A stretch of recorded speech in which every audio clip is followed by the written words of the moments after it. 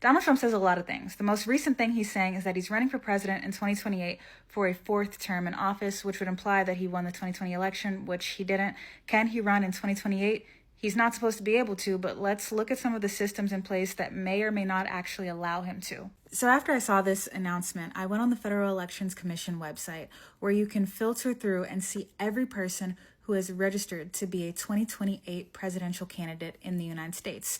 Now, there's right now 397 people who have filed the paperwork to run for president in 2028. And while it's incredibly early, a lot of these people are not big contenders that you would think of. So members of Congress, governors, they typically do that sometime between the November midterm elections and obviously the general election deadlines for 2028.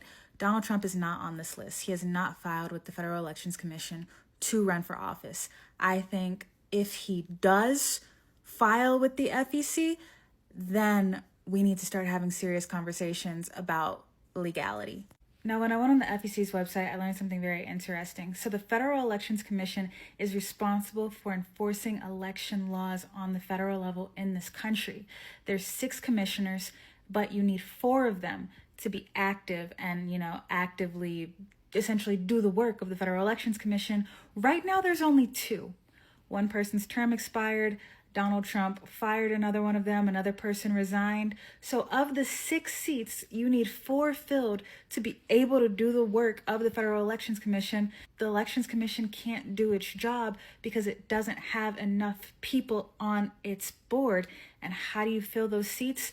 The president has to appoint appointees and Congress has to confirm them. Donald Trump and the Trump administration have left these seats that need to be filled in order for the Federal Elections Commission to do its job vacant for almost a year. We don't know how these vacancies are going to impact the 2026 midterm elections, let alone the 2028 presidential election. But in terms of 2028, Trump has not filed to run for president.